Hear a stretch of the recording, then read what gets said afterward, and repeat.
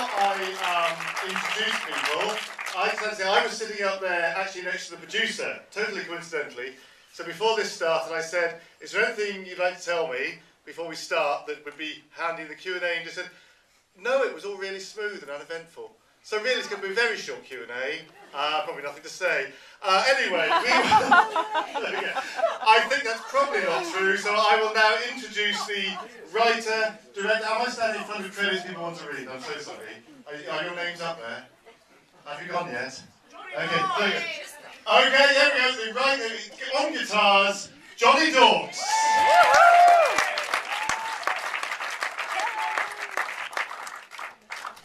He's having to make his way down, so you have to keep the applause going until he gets here. If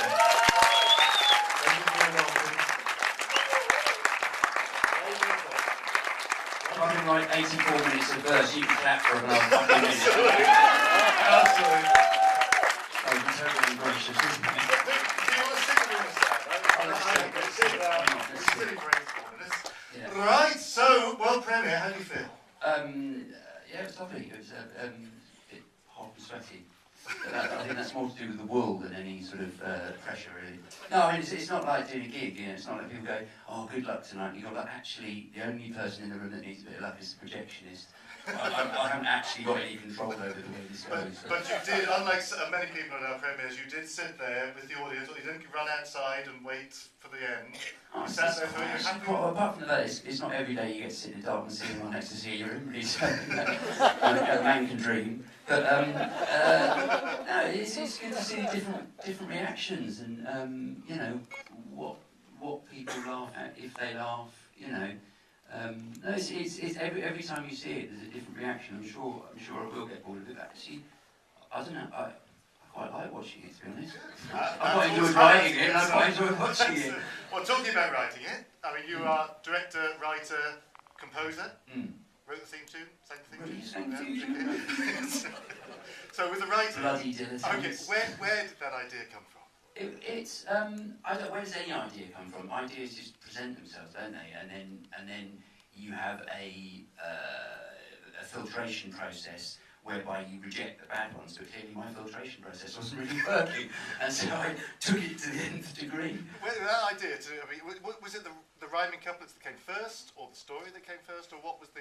No, I started writing a poem. I'd been to see a play by Racine called Britannicus, which I had to go to because somebody I was going out with was in it, and I had to go see it twice, and I didn't understand a word of it.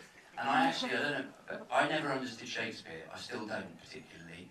I find it incredibly dense, and I thought it must be possible to write something in verse that I would like or I would understand in modern vernacular, and also it wasn't. And I thought, you know, being a songwriter, I guess you write in verse, being a songwriter, but there's a way of doing it that is not winsome or cutesy. I kind of started writing this poem about free will because I was in Glasgow for 5 days. I had nothing else to do. Went in Glasgow, write a poem about the nature of free will. You know that old saying. Yes, exactly. And I just started writing this thing. Hello, how's your day? Swings around about light and shade. And then I got to the end of the day, and I'd written sort of 4 or 5 sides of it. And I was thinking, that's quite interesting. And I wrote a bit more. And did the thing that all the screenwriting manuals tell you not to do, which is to start at the beginning and plough through. And then I kind of put it in a drawer, because I got a TV series, which took up about 2 years. And there was a bit of a political disaster with BBC Three. The controller changed, and the sort of programme that I made, the series, just got basically elbowed.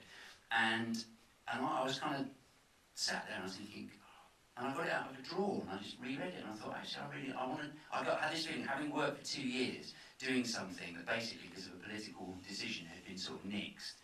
I thought, I want to make something that actually will stand.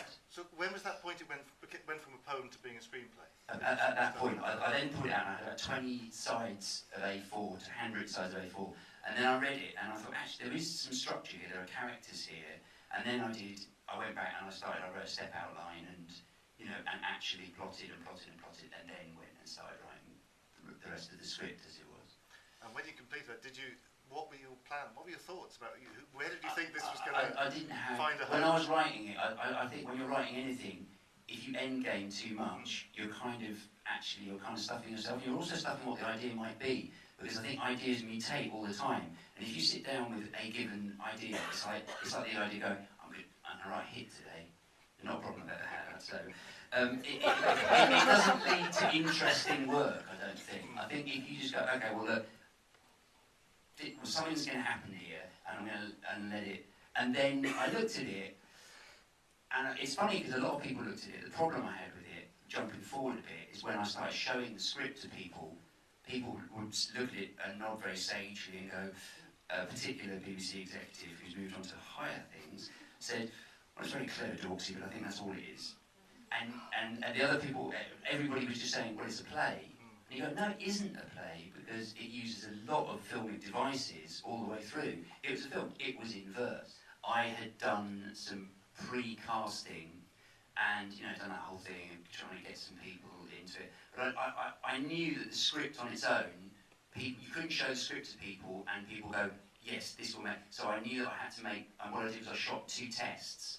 I shot one of the scenes with Vic waking up in the hotel bedroom in the morning with the newscasters, and I shot the restaurant scene with Vic and Mary.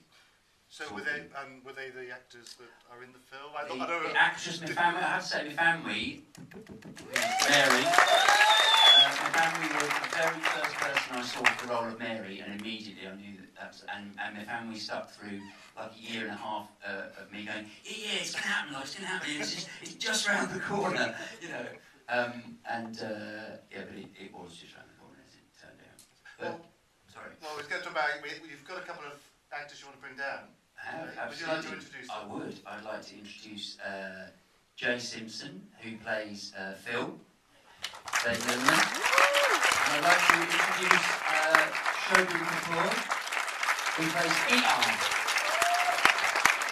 As you all know, you have 4. I'm going to say that keep the copy going again, just one in the middle of the back, coming down. See, you stand at the front and get the short applause. Come on, love, get on with it, don't move it. You want to do it? I wouldn't have to come down after all, so damn it. I mean, hello!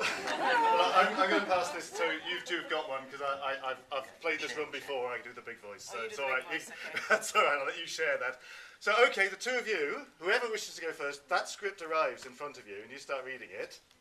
What's your reactions? He's mad. No, in a good way.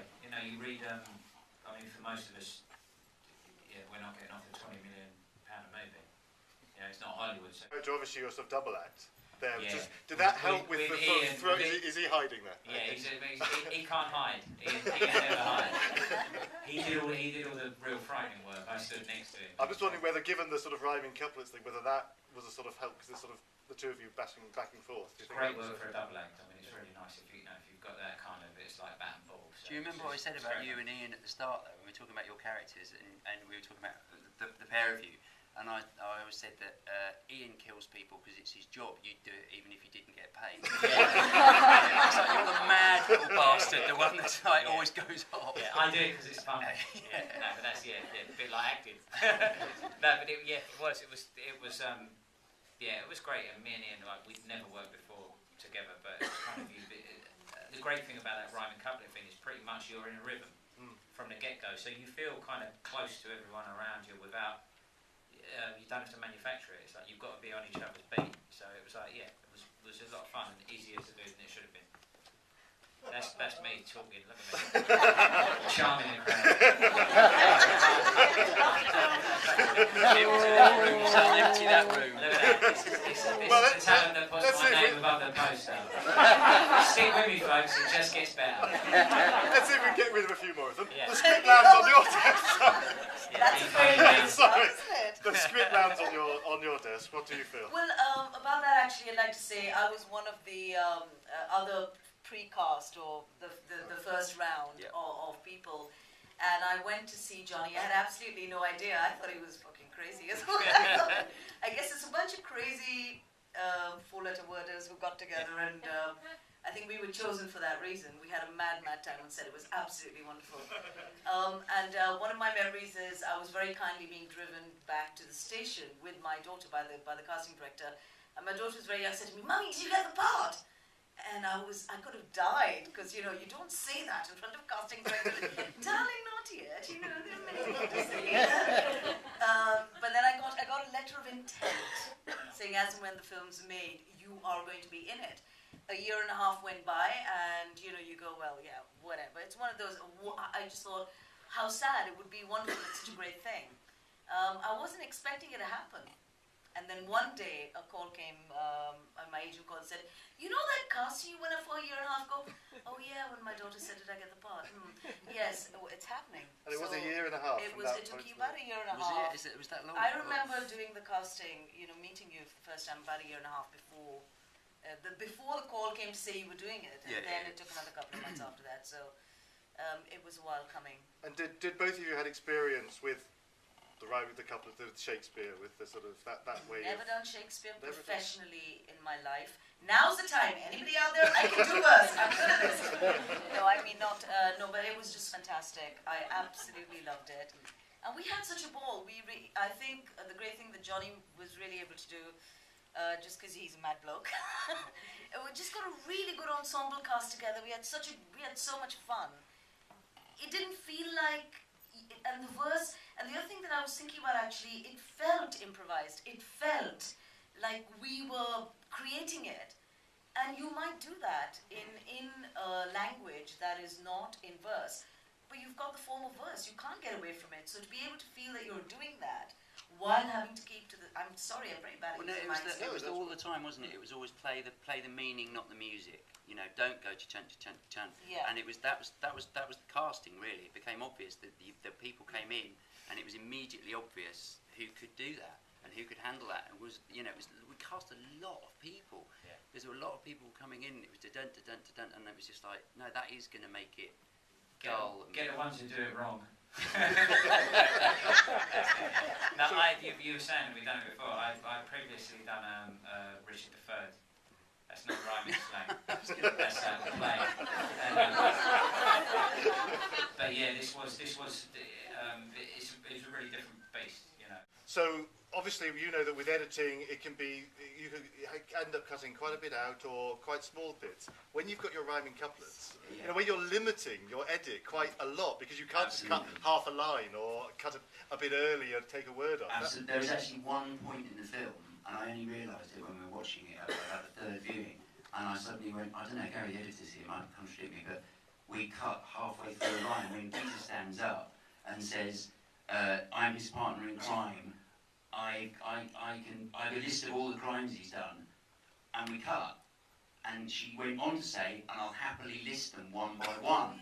And we cut it. And I think it was only when I was watching it, either in the dub or something, I was just like, holy shit. We cut a line in half. And there's also, and again, it was only the fourth or fifth time watching it, I realised, because I tried not to repeat a single rhyme all the way through. And actually there is